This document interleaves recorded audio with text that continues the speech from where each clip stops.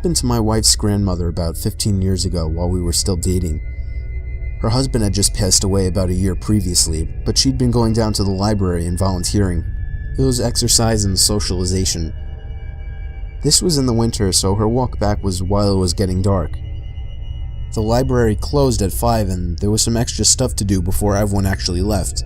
And on this particular night, she turned down a ride from another volunteer because she needed to stay in shape. The house is about a mile away through some lightly wooded area in South Texas, and as she's about halfway home, she notices someone behind her. He's walking the same direction and gaining on her, which in itself isn't all that particular. She's old and thus not particularly fast, but in this case he seems vaguely sinister. They keep walking. Pretty soon he's right behind her. Then he falls into pace, just staying behind her. Now she knows something's up. But she's almost home. She can see the top of her driveway coming up, and she leaves her lights on so it'll look like someone's home when she's walking in. She just needs to make it another 150 yards. Then 100. All that time, she said he was so close that she could feel his breath on her neck. Around maybe 50 yards, it happens. A strong hand on her shoulder. "Okay, bitch, don't turn around and hand over your purse or I'll cut you." She stops for a second, then takes one big step forward, turns and shoots the guy in the neck with the .38 she keeps in her purse. The guy spent the next 5 years in a prison hospital before he died of complications. My wife's grandmother passed last year, but up to the end, she lamented that she pulled the trigger too soon. I was just 4 or 5 years old and my parents had just separated. My mom was living in a 2-bedroom apartment. I had my own room, but I preferred to sleep in her bed whenever I was staying with her. Our 2 bedrooms were at the end of the hallway, directly across from each other. Our apartment was on the first floor, and I remember that it was in the middle of the summer, and my mom had a window open in her room, which was directly behind the bed above the headboard. Anyways, I woke up in the middle of the night and remember sitting up and seeing that our cat was sitting in the doorframe of my mom's room. I should note her door was open and you could partially see into my bedroom. This was strange because our cat was typically always in bed with us. As I was watching him, he walked into my bedroom and meowed. I turned to face my mom and woke her up. In the 3 or 4 seconds it took me to wake her up and ask me what was wrong, we both looked back up at the doorframe, and there was a man standing by my open door, making his way out of the bedroom. I still don't know how she managed to do it so quickly, but my mother proceeded to pick me up and literally throw me out of the screen window. She quickly followed and we were able to start screaming for help and someone called 911. The police came but didn't see any signs of forced entry, only that our front door was unlocked, which led them to believe that the man must have exited that way. The strange thing was that my mom swore up and down that she had locked the door that night with the deadbolt and chain lock. About a week later, she was cleaning the kitchen and opened up our water heater closet and found a notebook with names and drawings, as well as a pair of gloves and some gum wrappers. The police were called again, but all they could do was speculate that the man had been in our house and hid until we were asleep. I was driving a shortcut from 29 Palms, California to Albuquerque, New Mexico. 29 Palms is located in the desolate high desert east of LA. The shortcut was all 2-lane road through total nothingness, except for a passing through Amboy. Amboy is a nearly abandoned town nearly as far below sea level as Death Valley. So I was driving by myself in the afternoon and proceeded to drive up into the mountain range between Amboy and I-40. Once I reached the top, I'm driving north through a canyon with high grass on both sides of the road. Up ahead I see some stuff in the middle of the road. As I approach, I slow down to see a red Pontiac Fiero stopped sideways across both lanes. A suitcase open with clothes scattered everywhere and 2 bodies laying face down in the road, a man and a woman. I stop 100 feet or so away, and the hair on the back of my neck is standing up. Being a Marine, I reach under the seat and pull out a 9mm pistol and chamber a round. Something seemed very wrong. It looked too perfect, as if it were staged. An ambush?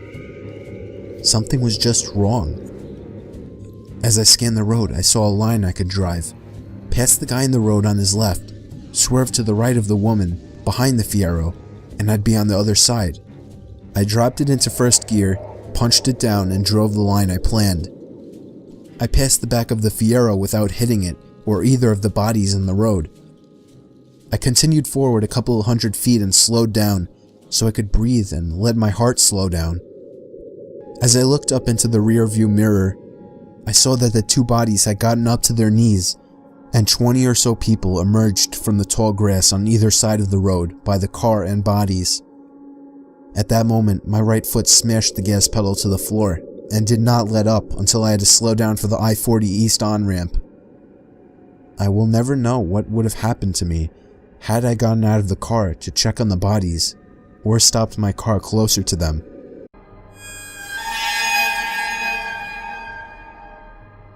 It was a Friday night, and my friend was picking me up in his car from my house. I was in a hurry since we were running late for the hockey game in the city. The whole car ride there, we were having such a good time that I hadn't even noticed that I didn't have my phone. I searched the car seat, the floor, but it wasn't in the car. I was sure that I had just forgotten it. During the hockey game, I couldn't stop worrying that maybe I had dropped my phone somewhere, so I borrowed my friend's phone and ran to the bathroom. I dialed my number and hoped someone at my house would pick up. It took 3 rings before somebody picked up, but they remained silent on the other end. I yelled into the phone that I was just checking if I had left my phone at home. They didn't answer. I assumed it was my little brother just messing with me, so I hung up. I got home late that night to see that my parents weren't home. I got inside my house and called them to see where they were. They told me that they had gone out to eat and see a concert at the park with my little brother. They said they left soon after I had for the game, and they should be home in around half an hour. So I hung up and proceeded to look for my cell phone. But then I realized, how could somebody in my family have picked up my phone if they hadn't been home?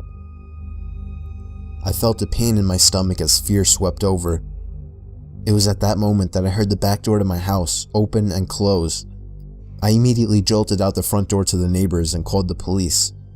Apparently, the back door was left open and somebody had simply walked into our house. Nothing was stolen, but the scariest thing is the thought that we could have fallen asleep with a stranger in the house. Some friends and I were doing some night fishing on the James River.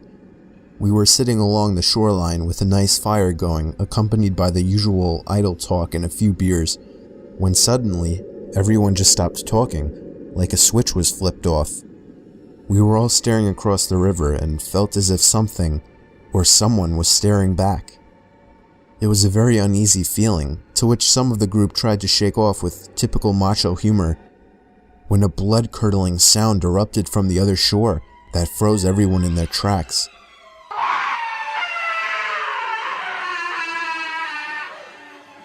The sound was unlike any other that I had ever heard, and it made every hair on my body vibrate and tingle. The only way I could describe it is it sounded like a wild person with no language skills being gutted alive. No words, just this high-pitched, blood-curdling scream. Nobody moved or said a word. We all just sat there fixed in our stare, when just as suddenly, a second scream was let loose with even more force than the first.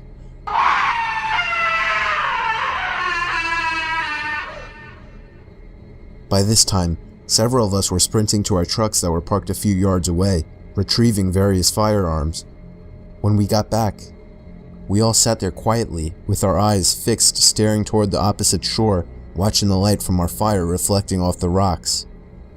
We sat there waiting for another scream, or something to move on the other side of the river. Finally, a third scream came just as suddenly, but this time, it was on our side of the river, coming from the bushes about a yard away.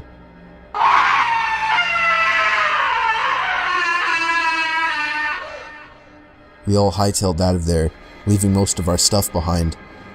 When we got to our trucks, we heard the scream one more time, just beyond the tree line. We all floored it the hell away from there, and never found out what was making the sounds.